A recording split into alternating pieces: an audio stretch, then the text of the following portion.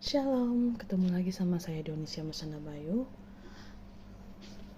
Kali ini saya akan membacakan materi bab 4 tentang manusia sebagai makhluk individu dan makhluk sosial. A. Individu dan masyarakat. 1.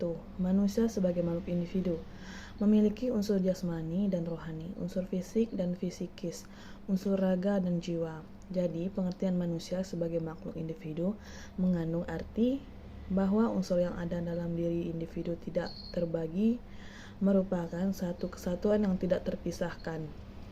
Individu adalah manusia yang memiliki kesatuan yang terbatas, yaitu sebagai manusia atau perseorangan, atau orang seorang yang memiliki keunikan. Seorang individu adalah perpaduan antara faktor genotipe adalah faktor yang dibawa individu sejak lahir. Ia merupakan faktor keturunan dibawa individu sejak lahir dan phenotipe. 2. Manusia sebagai sosial. Makhluk sosial dikatakan sebagai makhluk sosial juga dikarenakan pada diri manusia adalah dorongan untuk berhubungan dengan orang lain. Manusia dikatakan juga sebagai makhluk sosial karena manusia tidak akan bisa hidup sebagai manusia kalau tidak hidup di tengah-tengah manusia. Coley berpendapat bahwa looking glass slab terbentuk melalui 3 tahap. Yang pertama, seorang mempunyai persepsi mengenai pandangan orang lain terhadapnya. Tahap kedua, seorang mempunyai persepsi mengenai penilaian orang lain terhadap penampilannya. Yang ketiga, seseorang mempunyai perasaan terhadap apa yang dirasakannya sebagai penilaian orang lain. Terhadap itu, sifat sosialisis prime juga dipengaruhi oleh berbagai persyaratan dalam penglihatan cadangan pengetahuan. Dapat disimpulkan bahwa manusia dikatakan makhluk sosial karena beberapa alasan, yaitu 1. Manusia tunduk pada peraturan atau norma sosial. 2. Perilaku manusia mengharapkan suatu penilaian dari orang lain. Yang ketiga, manusia memiliki kebutuhan untuk berinteraksi dengan orang lain. Yang keempat, potensi manusia akan berkembang bila ia hidup di tengah-tengah manusia. Yang B.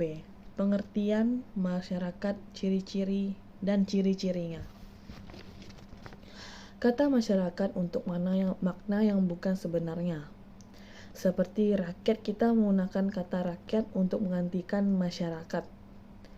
Istilah masyarakat dalam bahasa Inggris society, sedangkan istilah komunitas dalam bahasa Inggris adalah community. Dalam konteks keseharian, seringkali terjadi kesalahpahaman antara society dan community. Terdapat perbedaan mendasar antara dua konsep tersebut. Beberapa definisi mengenai masyarakat yaitu sebagai berikut. Ciri atau unsur masyarakat menurut Craig. 1. Kumpulan orang. 2. Sudah terbentuk dengan nama. 3. Sudah memiliki sistem sosial atau struktur sosial tersendiri. Yang keempat, memiliki kepercayaan, sikap, dan perilaku yang dimiliki bersama. Unsur masyarakat menurut Creutzfeldt dan Blakeslee. 1. Kolektivitas interaksi manusia yang terorganisasi. 2. Kegiatannya terarah pada sejumlah tujuan yang sama. Yang ketiga, memiliki kecenderungan untuk memiliki keyakinan, sikap, dan bentuk tindakan yang sama. Yang kedua, unsur masyarakat menurut Fairclough et al. 1. Kelompok manusia. 2. Adanya keterpaduan antara kesatuan diri berlandasan kepentingan utama masyarakat setempat adalah suatu derajat hubungan sosial yang tertentu. Dasar-dasar dari masyarakat setempat adalah lokalitas dan perasaan masyarakat setempat. Perasaan bersama antaranya masyarakat setempat tersebut di atas disebut community sentiment dan memiliki unsur sebagai berikut. 1. Seperasaan. 2. Sepetanggungan. Dan 3. Saling memerlukan. Yang C. Masyarakat kota dan desa. Orang di desa mempunyai hubungan yang lebih erat dan mendalam antara sesama warganya dan umumnya pekerjaannya pertanian atau nelayan. Sebuah kota seringkali ditandai dengan kehidupan yang ramai wilayahnya, yang luas, banyak penduduknya, hubungan yang tidak erat satu sama lain, dan mata pencarian penduduknya bermacam-macam.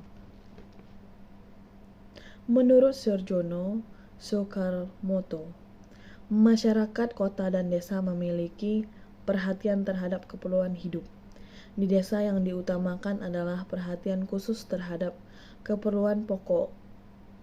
Fungsi-fungsi yang lainnya diabaikan, sedangkan orang kota mereka selain kebutuhan pokok, pandangan masyarakat sekitarnya sangat mereka perhatikan.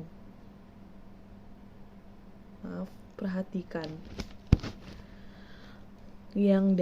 Interaksi sosial dan pelapisan sosial. 1. Interaksi sosial. Menurut H. Bonner, interaksi sosial adalah hubungan antara dua individu atau lebih, di mana kelakuan individu yang satu memengaruhi, mengubah, atau memperbaiki kelakuan hidup yang lain, atau sebaliknya.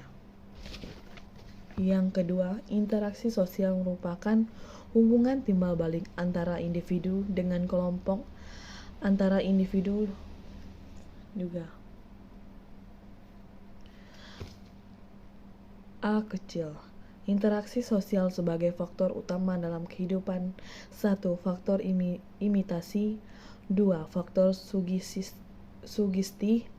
3. Faktor identifikasi. 4. Faktor simpati. Yang B. Kecil. Syarat-syarat terjadinya interaksi sosial. 1. Adanya kontak sosial. 2. Adanya kontak komunikasi. Selain itu, kontak sosial dapat terjadi dan berlangsung dalam 3 bentuk, yaitu A. Antara orang perorangan. B. Antara orang perorangan dengan suatu kelompok atau sebaliknya. Yang C. Antara kelompok manusia dengan kelompok manusia lainnya. Bentuk-bentuk interaksi sosial menurut Gillian ada 2 macam proses sosial yang timbul sebagai akibat adanya interaksi sosial, yaitu yang pertama bentuk interaksi asosiatif, yang kedua bentuk interaksi disosiatif.